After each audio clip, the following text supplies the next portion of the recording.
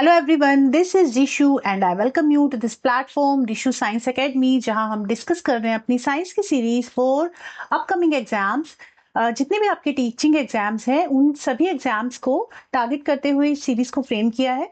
और चाहे वो आपका कोई भी एग्जाम हो, बीपीएससी का हो, DSSB का हो, UP TET, super TET, KVS, NVS, कोई भी गवर्नमेंट एग्जाम की आप तैयारी कर रहे हो तो उन एग्जाम्स के लिए ये सीरीज काफी इंपॉर्टेंट रोल प्ले करती है। ठीक है, तो इस सीरीज में हम 5 लेक्चर्स ऑलरेडी कर चुके हैं। अगर वो वीडियोस अभी तक आपने नहीं देखी हैं तो वो वीडियोस भी आप जरूर कंसीडर करें। आज है हमारा डे 6 और आज हम करने वाले हैं स्ट्रक्चर ऑफ एटम।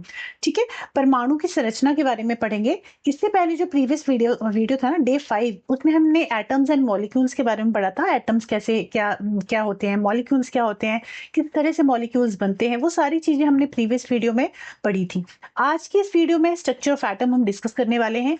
इसके अंदर कौन कौन से सब टॉपिक डिस्कस करेंगे वो मैं आपको एक बार बता देती हूँ। और ये जो पीडीएफ है आपको मेरे Telegram channel Rishu science academy पे मिल जाएगा। इसका लिंक दे दूंगी डिस्क्रिप्शन में, वहां से आप इस चैनल को ज्वाइन कर सकते हो, वहां से आपको ये पीडीएफ मिल जाएगा। तो आज हम कौन कौन सी चीजें कवर करने वाले हैं, हम करेंगे डाल्टन की एटॉमिक थ्योरी, क्योंकि सबसे पहले डाल्टन ने ही एटम के बारे में बताया था। के बाद इलेक्ट्रॉन की डिस्कवरी किसने की, प्रोटॉन की किसने की, न्यूट्रॉन की किसने की, थॉमसन्स एटॉमिक मॉडल, रदरफोर्ड, इन तीनों के मॉडल्स डिस्कस करेंगे। एटॉमिक नंबर क्या है, मास नंबर क्या है, वैलेंसी क्या है, वैलेंस इलेक्ट्रॉन्स क्या होते हैं, आइसोटोप्स और आइसोबार्स, इन सभी चीजों के बारे में डिटेल में पढ़ेंगे। ठीक है, तो चलिए स्टार्ट करते हैं अपनी आज की क्लास। एंड हमारा टॉपिक है atom, structure of atom.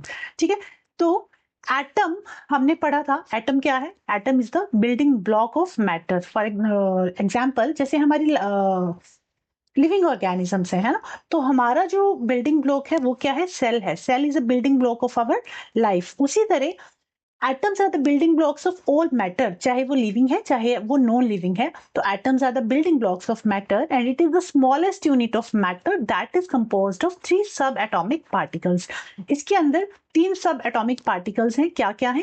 Proton है, इलेक्ट्रॉन है और न्यूट्रॉन प्रेजेंट है। अब प्रोटॉन की डिस्कवरी किसने की? हमें कैसे पता चला कि एटम के अंदर प्रोटॉन भी प्रेजेंट है, एटम के अंदर न्यूट्रॉन प्रेजेंट है, इलेक्ट्रॉन प्रेजेंट है? ये टर्म्स किसने दी, किस साइंटिस्ट ने इनके बारे में हमें बताया, प्रोटॉन, इलेक्ट्रॉन और न्यूट्रॉन के बारे में? तो वो हम आज इस क्लास में देखेंगे। ठीक है, तो चलिए स्टार्ट करते हैं। सबसे पहले डाल्टन जी ने एटॉमिक थ्योरी दी, और ये प्रीवियस सेशन में भी हमने किया था कि डाल्टन ने सबसे पहले एटॉमिक थ्योरी दी थी। उन्होंने कुछ पोस्टुलेट्स दिए थे, वो पांचों पोस्टुलेट हमने प्रीवियस वीडियो में डिस्कस किए थे। डाल्टन ने क्या कहा था? उन्होंने 1808 में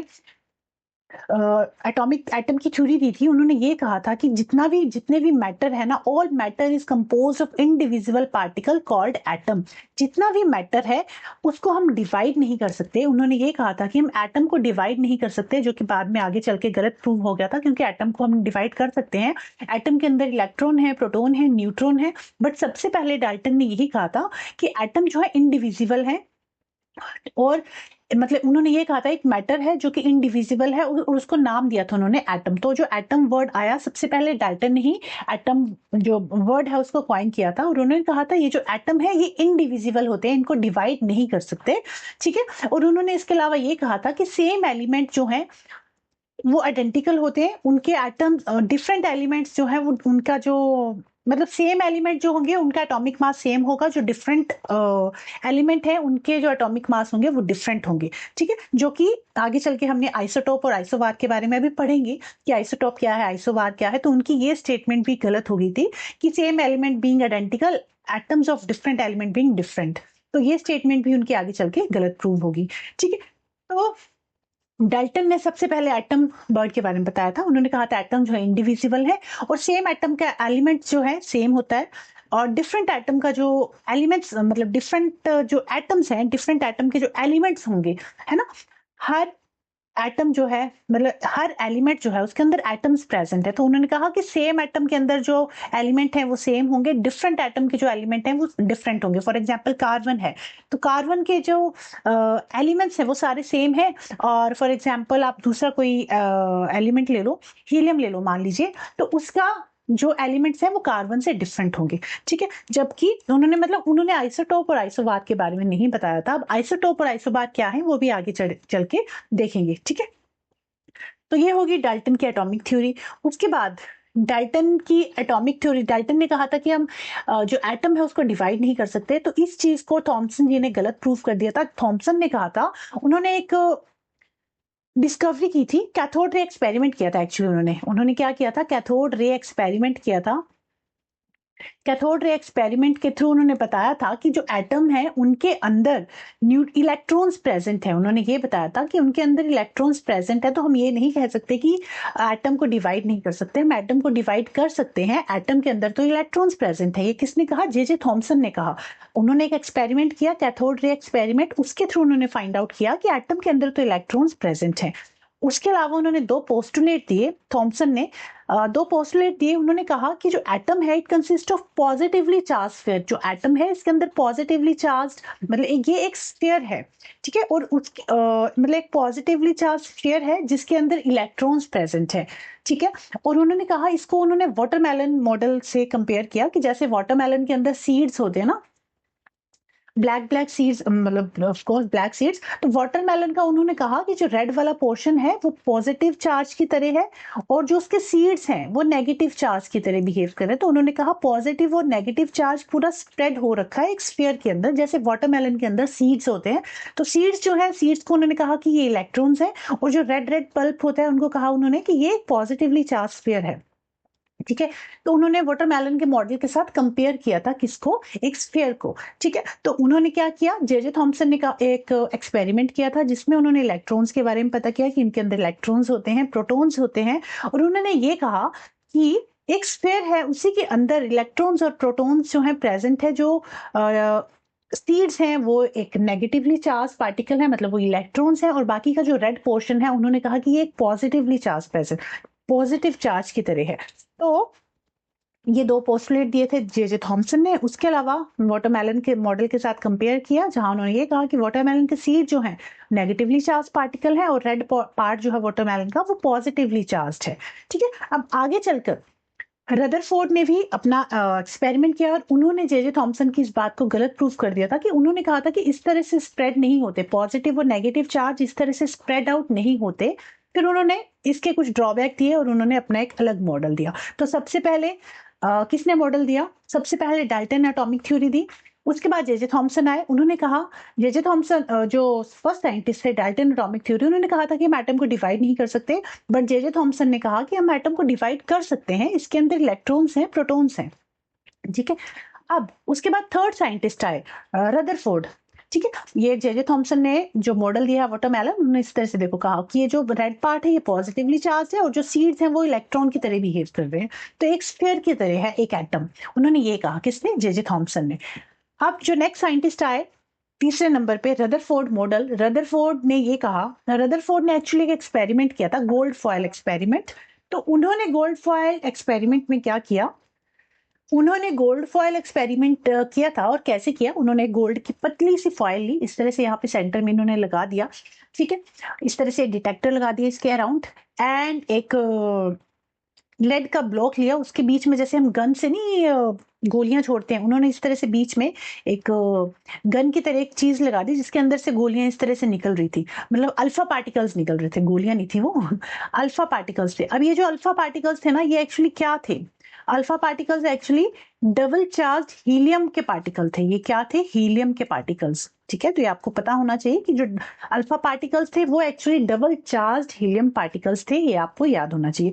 तो इस तरह से डबल चार्ज हीलियम पार्टिकल इस तरह से निकले और उन्होंने देखा कि उन्होंने आगे जो गोल्ड फॉयल रखी थी ना, उन्होंने देखा कि काफी सारे ये जो अल्फा पार्टिकल्स आ रहे हैं ये इस इन शीट के दूसरी साइड निकल जा रहे, क्रॉस करके चले जा रहे, क्रॉस करके चले जा रहे हैं। उसके बाद उन्होंने देखा कि कुछ जो पार्टिकल्स थे ना, कुछ पार्टिकल्स जो है इस तरह से जो डेविएट हो जाते, कुछ तो क्रॉस करके निकल गए, कुछ डेविएट हो गए, कुछ जो है इस तरह से वापिस आ गए, मतलब आप मानो 100 में से एक वापिस आ गया। तो उन्होंने देखा कि ये एक वापिस क्यों आया, तो इससे उन्होंने ये पता लगाया कि जो हमारा एटम होता है उसके अंदर एक न्यूक्लियस प्रेजेंट है सेंटर में। तो ये जो अल्फा पार्टिकल है न्यूक्लियस के साथ टकरा के वापिस आया। उन्होंने इस चीज का पता लगाया कि जो हमारा एटम है उसके सेंटर में न्यूक्लियस प्रेजेंट है, उस न्यूक्लियस से टकराकर ही तो ये अल्फा पार्टिकल वापिस आ रहा है। तो ये इन्होंने गोल्ड फॉयल एक्सपेरिमेंट से फाइंड आउट किया था। और गोल्ड फॉयल एक्सपेरिमेंट में उन्होंने ये देखा कि काफ़ी सारे पार्टिकल्स तो चले गए, कुछ पार्टिकल में 100 में से या 200 में से आप मानिए कि एक पार्टिकल वापस आ गया, तो उन्हें लगा कि एक पार्टिकल वापस क्यों आया। तब उन्होंने ये देखा, मतलब उन्होंने ये फाइंड आउट किया कि इसे जो एटम है उसके सेंटर में एक न्यूक्लियस प्रेजेंट है, दैट्स व्हाई अल्फा पार्टिकल जब न्यूक्लियस से टकराया ना तो वो वापस आ गया।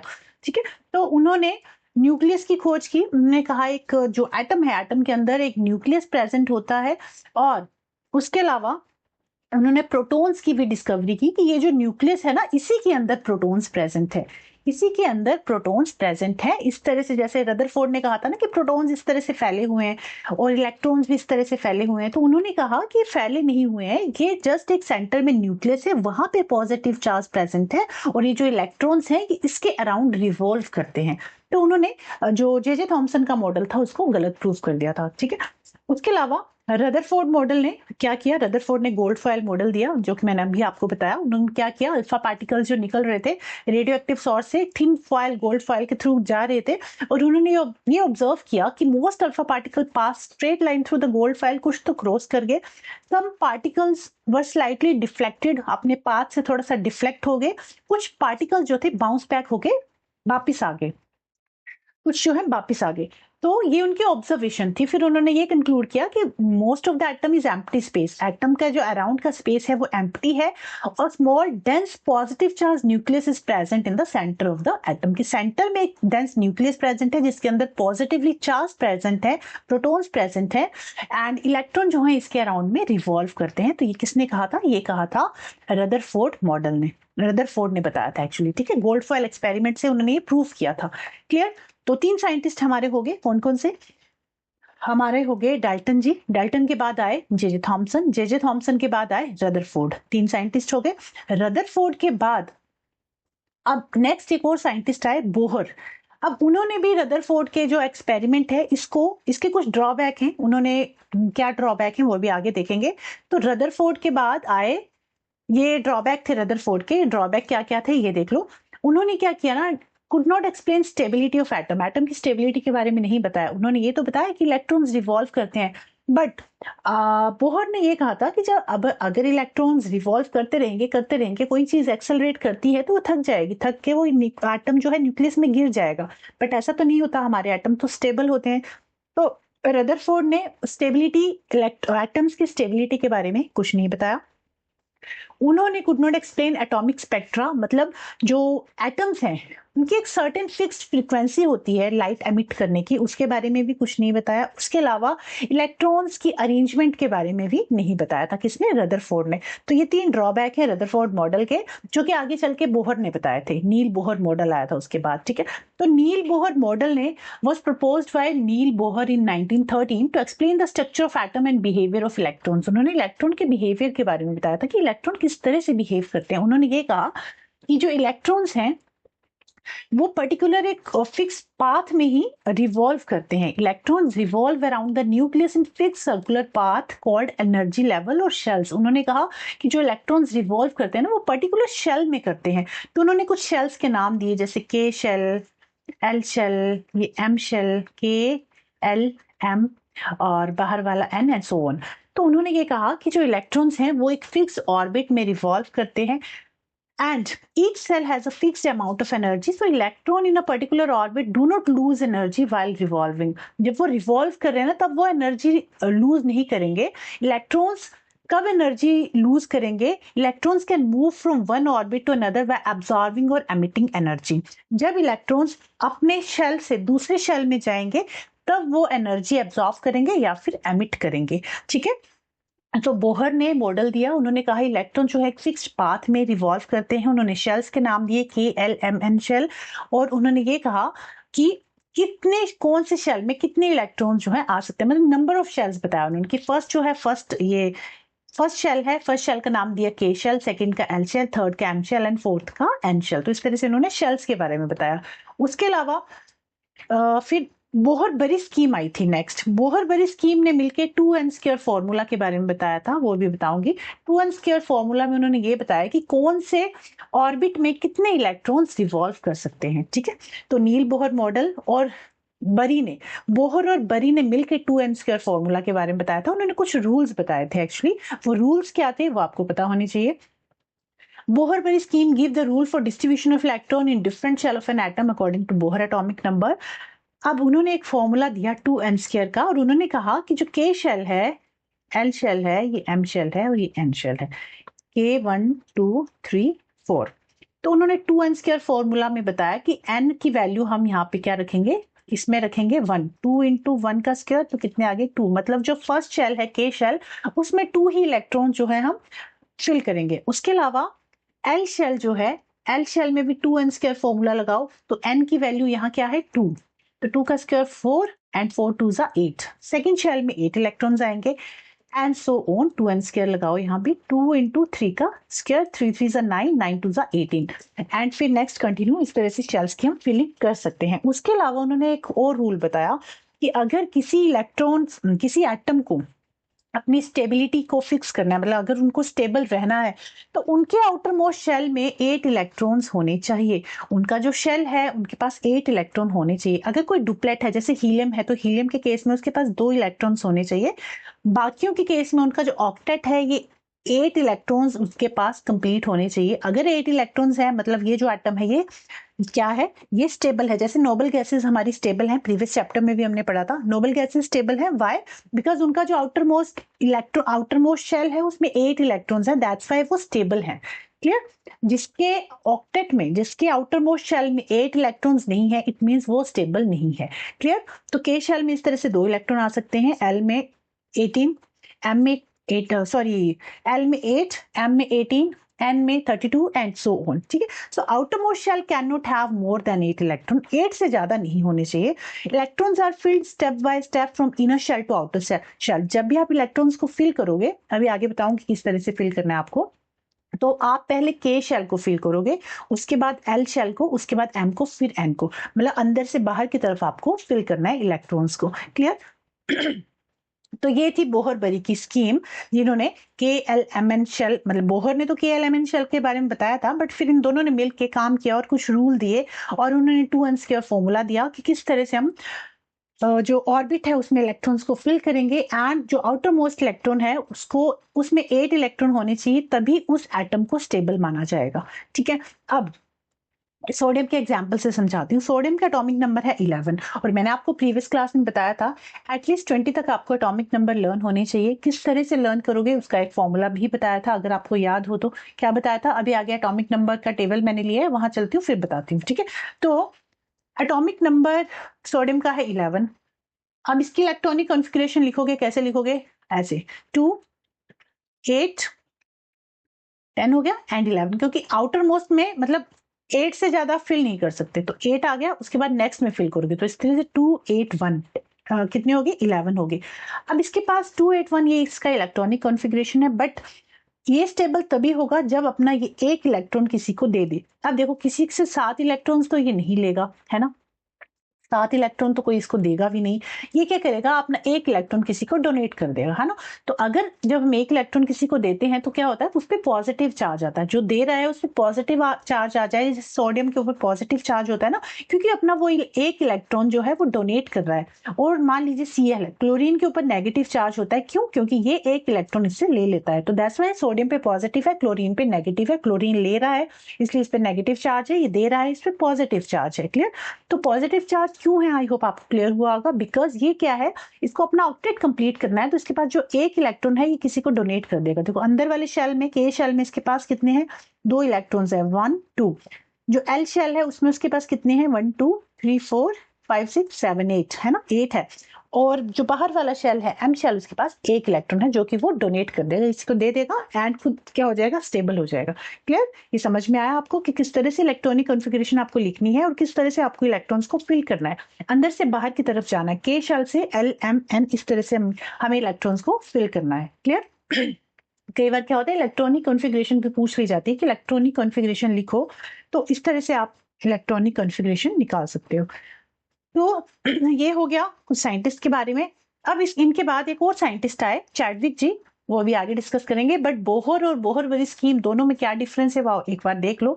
बोहर ने क्या किया था, 1913 में एक मॉडल प्रपोज किया था, मॉडल ऑफ एटॉमिक स्ट्रक्चर। उन्होंने कहा था electron have fixed energy level, energy shells के बारे में उन्होंने बताया था, KLMN शेल के बारे में।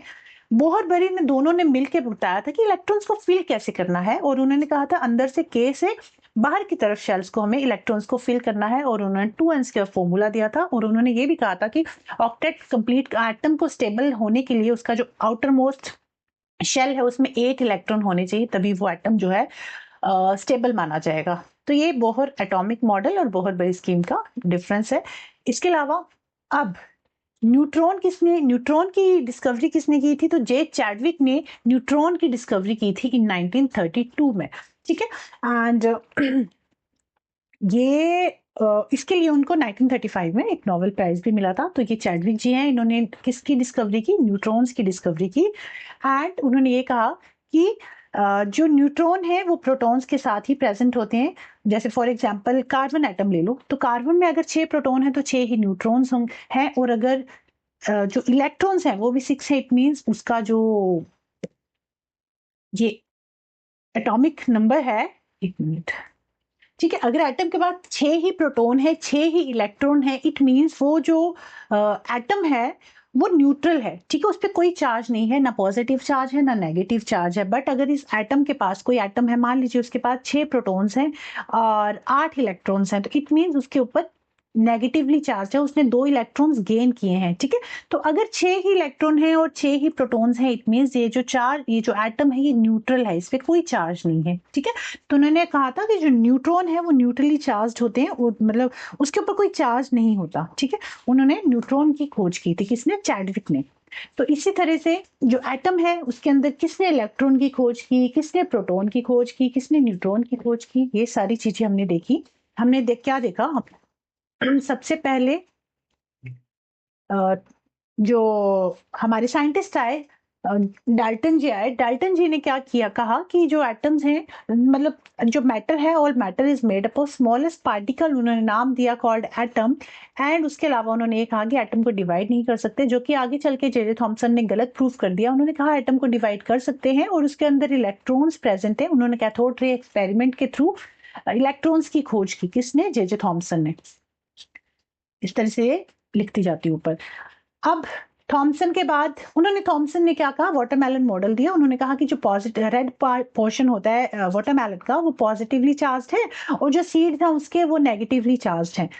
तो आगे चल के रदरफोर्ड ने इस चीज को गलत प्रूफ कर दिया। उन्होंने एक एक्सपेरिमेंट किया, गोल्ड फॉयल एक्सपेरिमेंट, और उन्होंने ये कहा कि जो जैसा कि थॉमसन जी कह रहे थे कि इस तरह से स्प्रेड है पॉजिटिव और नेगेटिव चार्ज, ऐसा नहीं है।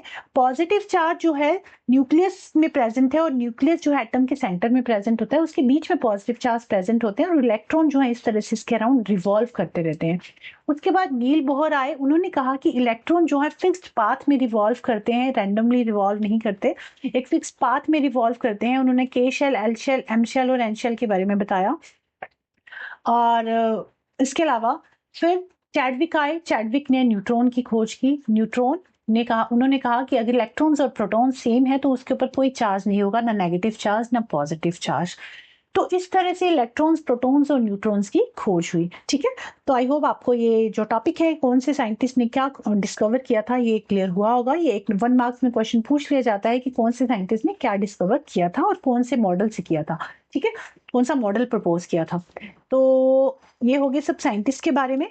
अब आगे चलते हैं नेक्स्ट टॉपिक पे, एटॉमिक नंबर पे। अब एटॉमिक नंबर क्या है?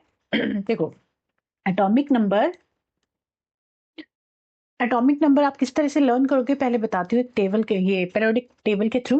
देखो, ये पीरियोडिक टेबल है, इस साइड को ग्रुप्स होते हैं, नीचे की तरफ पीरियड्स होते हैं। ये 1 2 3 4 5 6 7 8 9 10 11 12 13 14 15 16 17 18 ग्रुप्स हैं एंड 7 पीरियड्स हैं इसमें, ठीक है। तो ये जो नंबर है, जो जिनको हमने सिंबल दे रखा है, हाइड्रोजन का H है, हीलियम का H ही है, और किस तरह से नामकरण हुआ था ये भी मैंने आपको बताया था कि साइंटिस्ट ने किस तरह से इनके नाम को रखा था, है ना।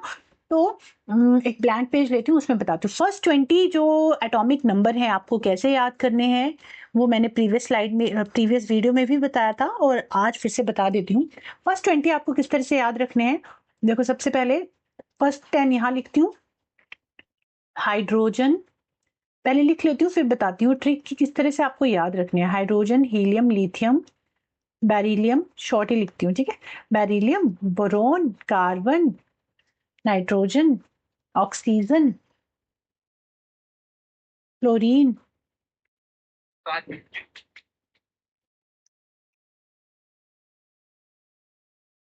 Fluorine and neon. Hydrogen, helium, lithium, beryllium, boron, carbon, nitrogen, oxygen, fluorine, neon. First 10 हो गए, 1 2 3 4 5 6 7 8 9 एंड 10, है ना। ये फर्स्ट 10 एटॉमिक नंबर है। Hydrogen, helium, lithium, beryllium, boron, carbon, nitrogen, oxygen, fluorine, neon. I hope आपको ऐसे भी लर्न हो गए होंगे, ऐसा नहीं है, बट अगर आपको ट्रिक के थ्रू करना है तो आप ऐसे याद कर सकते हो। Hi hello, hi hello, BBC news on Friday night. Hi hello, BBC news on Friday night, ठीक है। Hi hello, BBC news on Friday night, BBC news on Friday night. इस तरह से आप याद रख सकते हो फर्स्ट 10। नेक्स्ट 10 कैसे याद रखोगे? नेक्स्ट 10 आप याद रखोगे नाम, चलो पहले नाम लिख देते हो इनके, ठीक है। सोडियम, जिसको हम Na से लिखते हैं, sodium, sodium, magnesium, aluminium, silicon, phosphorus, phosphorus, phosphorus. अच्छा, राइटिंग पे मत जाना, मैं बोल भी रही हूँ तो साथ साथ आप सुन ही रहे होंगे। सल्फर, क्लोरीन एंड उसके अलावा सल्फर, क्लोरीन, आर्गन,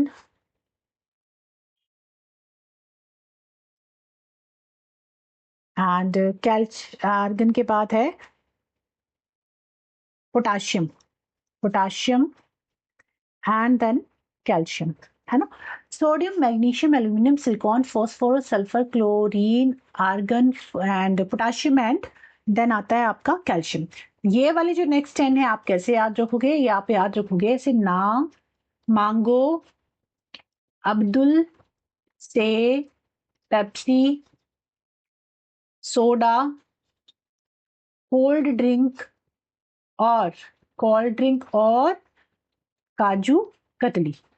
काजू, क्योंकि पोटाशियम की होता है ना, काजू कतली। बाकी आपको जो सही लगे आप उसके थ्रू भी याद कर सकते हो, जरूरी नहीं इसी पैटर्न के थ्रू आपको याद करना है, इसी निमोनिक के थ्रू याद करना है, बस आपको फर्स्ट 20 लर्न होने चाहिए, ठीक है। तो ना मांगो अब्दुल से पेप्सी, सोडा, कोल्ड ड्रिंक और काजू कतली। तो ना Na से सोडियम, एम से मैग्नीशियम, ए से एल्यूमिनियम, एस से सिलिकॉन, पी से पेप्सी से, पी से फॉस्फोरस, एस से सल्फर, सी से आपका आ गया sulphur and chlorine and Cl होता है इसका फॉर्मूला, एंड आर्गन से, और के पोटाशियम, काजू कतली, कतली, सी से कैल्शियम, ठीक है। तो sodium, magnesium, aluminium, silicon, phosphorus, sulphur, chlorine, argon, potassium and calcium. तो इस तरह से आप फर्स्ट 20 एटॉमिक नंबर लर्न कर सकते हो, ठीक है। अब आते हैं एटॉमिक नंबर पे। एटॉमिक नंबर जो है ना, that is element determined by the number of protons in it. जितने उसके अंदर प्रोटॉन्स है उतना ही उसका एटॉमिक नंबर होता है। जो एटॉमिक नंबर है, atomic number is equal to number of protons. अगर हम कह रहे हैं कि किसी का एटॉमिक नंबर 6 है, इट मींस उसके अंदर 6 प्रोटॉन्स है। अगर हम कह रहे हैं किसी का एटॉमिक नंबर 11 है, इट मींस उसके अंदर 11 ही प्रोटॉन्स हैं। तो एटॉमिक नंबर क्या है? It is equal to number of protons, ठीक है। If there is no charge on the atom, अगर न्यूट्रल एटम है, ना कोई भी चार्ज नहीं है, ना पॉजिटिव ना negative, then number of protons is always equal to number of electrons. For example, sodium has an atomic number 11 because it has 11 protons in its nucleus. उसके पास 11 protons है, तो that's why उसका जो atomic number है वो 11 ही है, ठीक है। तो किसी भी सिंबल को आप इस तरह से X से डिनोट करते हो और एटॉमिक नंबर को Z से डिनोट करते हो, ठीक है। यहाँ पे ये क्या हो गया आपका एटॉमिक नंबर, ये हो गया इसके नंबर ऑफ प्रोटॉन्स, और ये A जो है ये क्या है? Mass number. मास नंबर क्या होता है? Number of protons plus neutron, जितने प्रोटॉन्स और न्यूट्रॉन्स मिलके होंगे उसी को मास नंबर कहते हैं। मतलब प्रोटॉन्स और न्यूट्रॉन्स को कहते हैं mass number.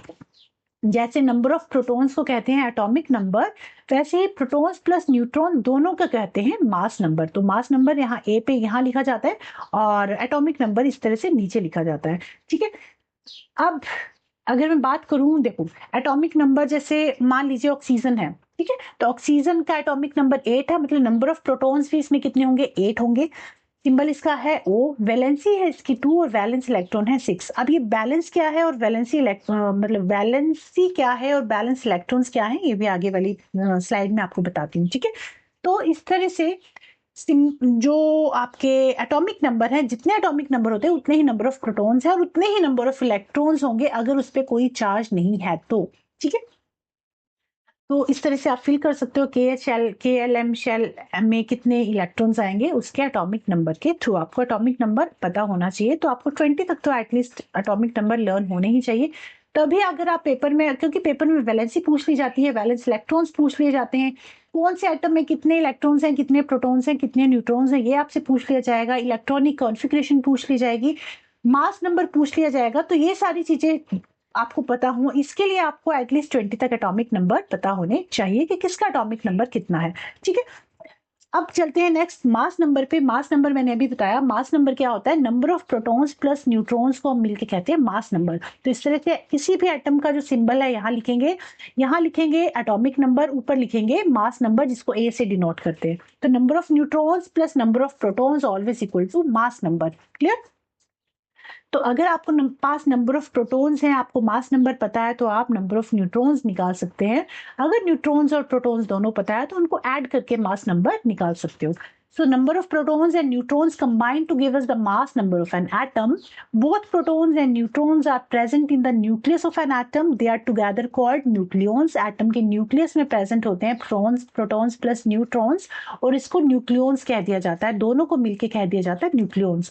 An atom of carbon has 6 proton and 6 neutron. Thus its mass number is 12. इसका mass number कितना होगा, 12 होगा।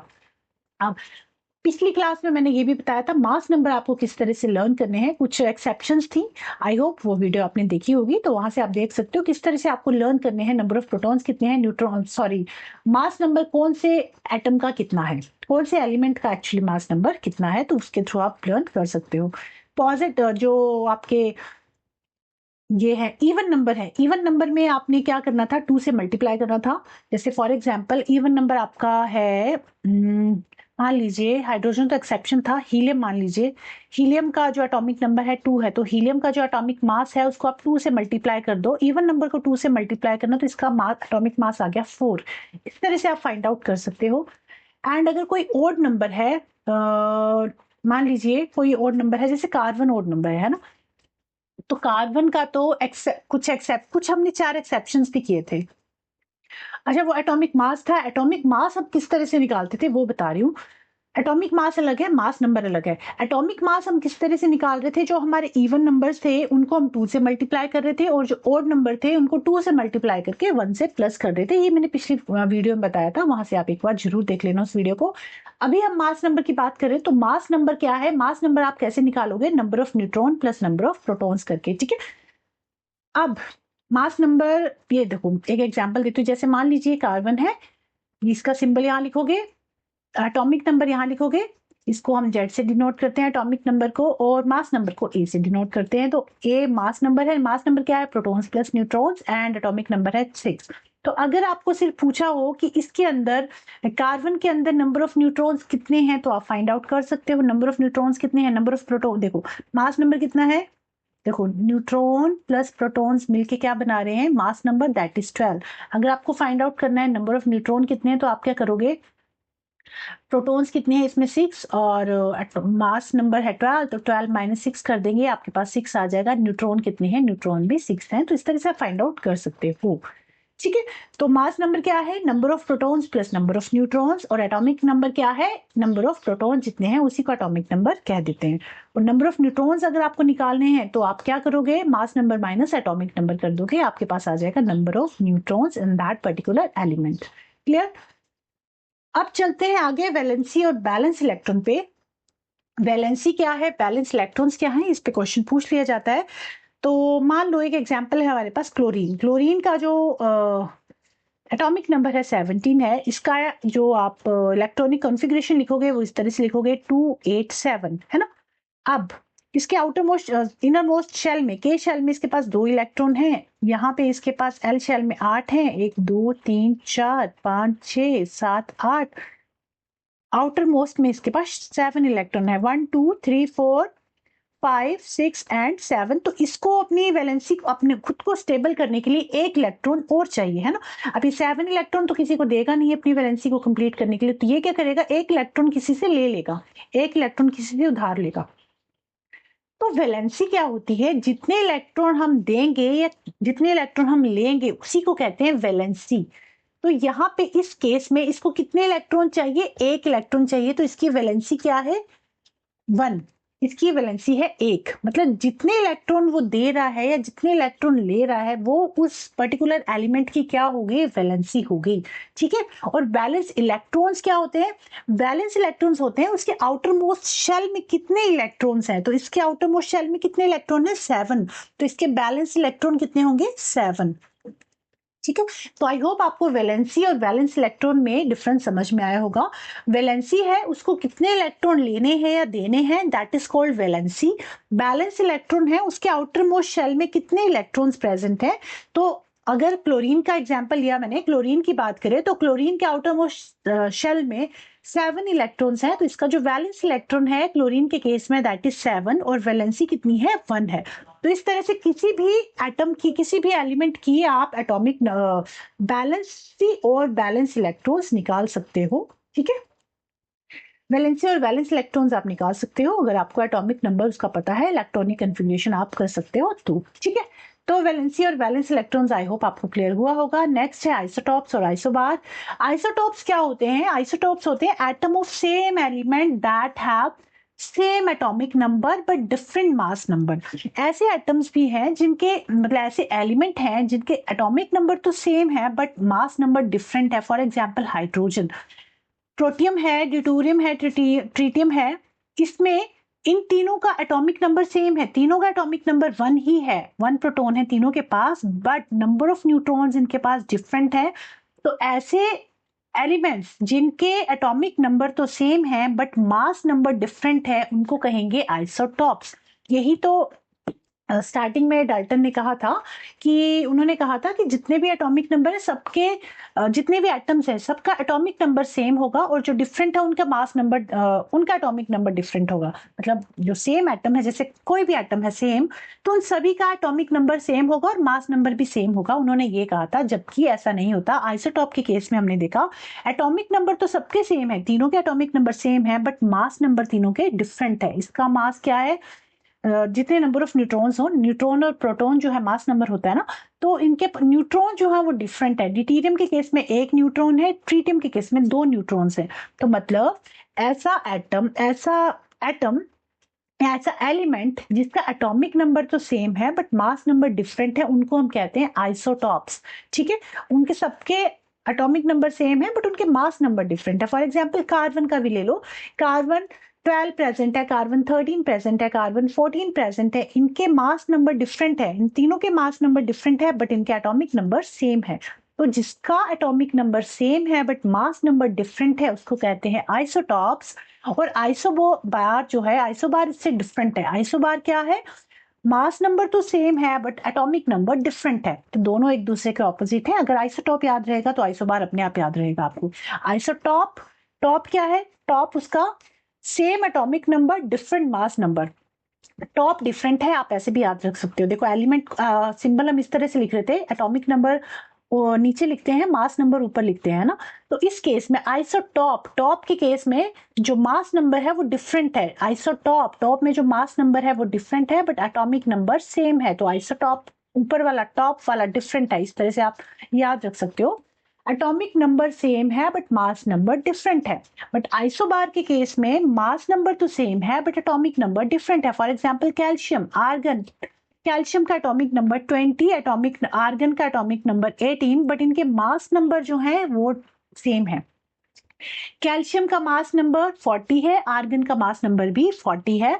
तो आइसोबार्स ऐसे एलिमेंट्स होते हैं जिनके एटॉमिक नंबर तो क्या है, एटॉमिक नंबर तो डिफरेंट है बट मास नंबर सेम है। जैसे ये कोई एलिमेंट है, इसका जो एटॉमिक नंबर है, नीचे जो एटॉमिक नंबर लिख रहे हैं वो डिफरेंट है बट जो मास नंबर है वो सेम है। ठीक है, यहाँ मास नंबर लिखते हैं एटॉमिक नंबर, तो यहाँ मास नंबर, यहाँ एटॉमिक नंबर, क्योंकि मास नंबर को हम ए से डिनोट करते हैं, एटॉमिक नंबर को जेड से। तो आइसोबार के केस में जो एटॉमिक नंबर है वो तो डिफरेंट है बट मास नंबर सेम है। फॉर एग्जांपल कैल्शियम, तो कैल्शियम का एटॉमिक नंबर कितना है 20 बट इसका मास नंबर कितना है 40।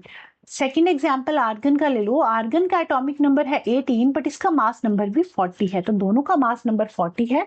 तो ऐसे एलिमेंट जिनके मास तो सेम है बट एटॉमिक नंबर डिफरेंट है उनको कहते हैं आइसोबार। ठीक है, आइसोबार क्लियर हो गया। आइसोटॉप में टॉप डिफरेंट है, टॉप में क्या लिखते हैं हम, टॉप में हम लिखते हैं मास नंबर, तो मास नंबर डिफरेंट था, आइसोबार में मास नंबर सेम है। ठीक है, दोनों एक दूसरे के ऑपोजिट है। इतना क्लियर हो गया। तो ये है difference between isotope and isobar. तो आइसोटॉप में क्या है, एटॉमिक नंबर सेम है, आइसोबार में डिफरेंट है, मास नंबर इसमें डिफरेंट है, इसमें सेम है। Elements belong to same element, atom have different elements, almost same chemical properties same होती हैं बट इनकी केमिकल प्रॉपर्टीज डिफरेंट होती हैं। फॉर एग्जाम्पल हाइड्रोजन का केस ले ले या कार्बन का भी एग्जाम्पल आप ले सकते हो यहाँ पे, और इसके आइसोबार में आर्गन और calcium is the most common example of isobar. Clear. तो it was all about this chapter. Chapter में हमने क्या क्या देखा, हमने देखा कौन कौन से साइंटिस्ट ने किस किस चीज की खोज की, प्रोटॉन किसने डिस्कवर किए, इलेक्ट्रॉन किसने डिस्कवर किए, न्यूट्रॉन किसने डिस्कवर किए, KLMN शेल के बारे में किसने बताया, बोहर ने बताया। बोहर बरी ने मिलकर फिर 2n² फॉर्मूला दिया कि किस तरह से इलेक्ट्रॉन्स को फिल करना है, वैलेंसी क्या है, बैलेंस इलेक्ट्रॉन्स क्या है, एटॉमिक नंबर क्या है, मास नंबर क्या है। उसके अलावा आइसोटोप्स एंड आइसोबार के बारे में हमने इस चैप्टर में पढ़ा। तो अब यहाँ पे आपका चैप्टर ये हो गया कंप्लीट। एंड जिस तरह से हम एनसीईआरटी में एंड में दिया होता है कि क्या क्या इस चैप्टर में है, वैसे ही हम हर चैप्टर के एंड में समरी करते हैं कि क्या हमने इस चैप्टर में पढ़ा। तो हमने देखा discovery of electron proton goes to J Thomson, Goldstein respectively. Electron की खोज किसने की, जे थॉमसन ने, और प्रोटॉन की खोज की गोल्डस्टीन ने, प्रोटॉन की खोज की गोल्डस्टीन। ठीक है, ई गोल्डस्टीन और जो रदरफोर्ड है दोनों डिफरेंट डिफरेंट साइंटिस्ट है, सेम नहीं है। जो गोल्डस्टीन है, अर्स गोल्डस्टीन, इन्होंने भी प्रोटॉन के ऊपर काम किया था, और जो हमारे रदरफोर्ड है उन्होंने भी प्रोटॉन के ऊपर काम किया था। ठीक है, तो इनका जो क्रेडिट है, जो इलेक्ट्रॉन की डिस्कवरी का क्रेडिट है वो जे थॉमसन को दिया जाता है, और प्रोटॉन की डिस्कवरी जो की थी उसका क्रेडिट गोल्डस्टीन को और उसके साथ साथ रदरफोर्ड को दिया जाता है। ठीक है, अब जे थॉमसन ने क्या किया, उन्होंने कहा कि electrons are embedded in a positive sphere. J Thomson ने कहा कि इस तरह से एक स्फीयर है और उसके अंदर जो रेड पोर्शन है वो पॉजिटिव चार्ज है और जो सीड्स हैं वो इलेक्ट्रॉन्स है नेगेटिव चार्ज है। ये जे थॉमसन ने कहा था, जो कि आगे चल के रदरफोर्ड ने इसको गलत प्रूफ किया था, और उन्होंने कहा कि उन्होंने एक एक्सपेरिमेंट किया, गोल्ड फॉयल एक्सपेरिमेंट, और उन्होंने कहा कि जो एटम है, एटम के अंदर जो पॉजिटिव चार्ज है इस तरह से स्प्रेड नहीं होता, ये गलत बताया है। जे थॉमसन की जो थ्योरी है ये मतलब सही नहीं है। उन्होंने ये कहा कि प्रोटॉन जो है सेंटर में प्रेजेंट है, जिसको हम न्यूक्लियस कहते हैं, प्रोटॉन्स न्यूक्लियस में प्रेजेंट होते हैं और ये सेंटर में प्रेजेंट है, इस तरह से स्प्रेड नहीं है। जैसे कि थॉमसन ने कहा कि electrons are embedded in a positive sphere. Rutherford ने अल्फा पार्टिकल स्कैटरिंग एक्सपेरिमेंट से डिस्कवरी ऑफ एटॉमिक न्यूक्लियस की। उसके बाद Rutherford model of atom propose that very tiny nucleus is present inside the atom and electron जो है इसके around revolve करते हैं।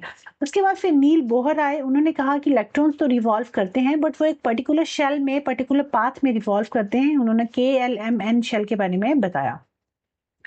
एंड उन्होंने ये भी कहा कि if atomic shells are complete then atom will be stable and less reactive. अगर किसी एलिमेंट का आउटर मोस्ट इलेक्ट्रॉन कंप्लीट है, उसका ऑक्टेट कंप्लीट है, उसके आउटर मोस्ट शेल में 8 इलेक्ट्रॉन्स हैं, तो वो जो एटम है फिर वो स्टेबल होगा और लेस रिएक्टिव होगा, जैसे कि हमारी नोबल गैसेस है। उसके अलावा जे चैडविक ने डिस्कवरी की न्यूट्रॉन्स की। And sub atomic particles of atom are electrons, protons and neutrons. Electrons are negatively charge, protons positively charge है, neutrons have no charges. The mass of electron is about 1/1000 times of the mass of hydrogen atom. Mass of protons and neutron is taken as 1 unit each.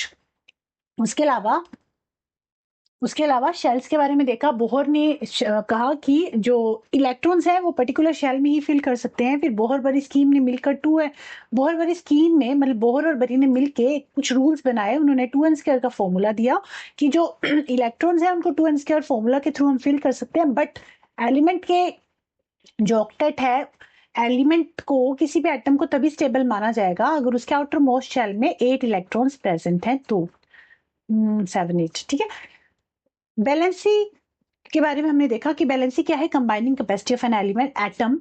Valency क्या है, कितने atom वो दे सकता है या ले सकता है, उसी को कहते हैं valency. And atomic number of an element is the same as the number of proton in the nucleus of its atom. और मास नंबर क्या है, it is equal to number of nucleon. Nucleon क्या है, number of protons plus neutron, दोनों को मिला के nucleon number of, देखो प्रोटॉन और न्यूट्रॉन जहां पे न्यूक्लियस में सेंटर में प्रेजेंट होते हैं उसी रीजन को न्यूक्लियंस कह दिया जाता है। तो मास नंबर क्या है, it is the atom equal to number of nucleons, मतलब number of protons plus neutrons. Isotopes क्या है, टॉप डिफरेंट होगा, items of the same element which have different mass number and same atomic number. But isobar क्या है, having same mass number but different atomic number. And elements are defined by the number of protons they possesses. कितने number of protons हैं उससे उसके element का पता चलता है। ठीक है, जैसे फॉर एग्जांपल हाइड्रोजन है तो उसके पास नंबर ऑफ प्रोटॉन्स कितने हैं, 1 है, तो इसका एटॉमिक नंबर भी 1 है। हीलियम के पास नंबर ऑफ प्रोटॉन्स कितने हैं, 2 हैं, तो इसका जो एटॉमिक नंबर है वो भी कितना है, 2 है। तो इस तरह से हम एलिमेंट्स के जो एटॉमिक नंबर है उससे नंबर ऑफ प्रोटॉन्स पता कर सकते हैं। ठीक है, it was all about this chapter. ये चैप्टर आपका कंप्लीट हो गया। इसमें हमने कुछ चीजों के बारे में देखा, atomic number, mass number, isotopes, isobars and जो हमारा एटम है उसके अंदर जितनी भी चीजें हैं, इलेक्ट्रॉन्स, प्रोटॉन्स, न्यूट्रॉन, वो किस साइंटिस्ट ने डिस्कवर की थी। तो ये सारी चीजें हमने डिस्कस की आज के इस चैप्टर में। एक बार जब ये सारे चैप्टर्स हम कंप्लीट कर लेंगे तब फिर एमसीक्यू हम लगाएंगे, मिक्स फॉर्म में लगाते हैं या चैप्टर वाइज लगाते हैं वो देखेंगे, आप बता देना किस तरह से लगाने हैं। बट पहले एक बार इस चैप्टर हम पूरा कंप्लीट कर लेते हैं। और ये टोटली चीजें जितनी भी हम कर रहे हैं टोटली एनसीईआरटी बेस्ड है, तो एनसीईआरटी इस तरह से हमें कंप्लीट करनी है क्योंकि हमें पता है मैक्सिमम क्वेश्चन आपके एनसीईआरटी से ही बनते हैं। तो हम एनसीईआरटी की सीरीज कंप्लीट कर लेते हैं, फिर उसके बाद एमसीक्यू लगाएंगे हर चैप्टर के। ठीक है, तो चलिए मिलते हैं फिर अपनी नेक्स्ट क्लास में। और नेक्स्ट क्लास में हम टॉपिक जो डिस्कस करेंगे that is carbon and its compound.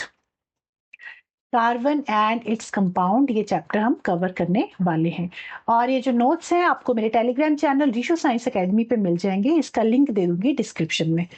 ठीक है, चलिए मिलते हैं फिर अपनी नेक्स्ट क्लास में, तब तक के लिए बाय बाय, टेक केयर।